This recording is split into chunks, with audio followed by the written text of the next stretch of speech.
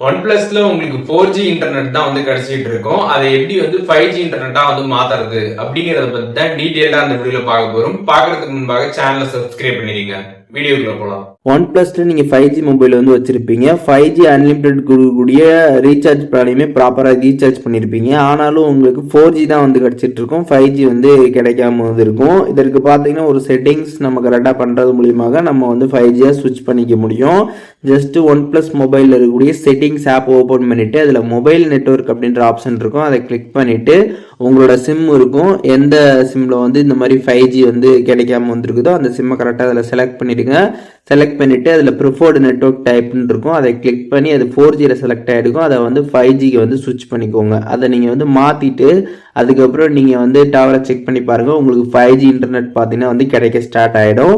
And மெயினான விஷயம், இந்த மாதிரி நம்ம 5G செலக்ட் பண்ணியும் சம்டைம்ஸ் பார்த்தீங்கன்னா வந்து 4G அப்படின்றது தான் டவரில் வந்து ஷோ ஆகும். அது எதனால அப்படின்றத நம்ம தெரிஞ்சுக்கணும்.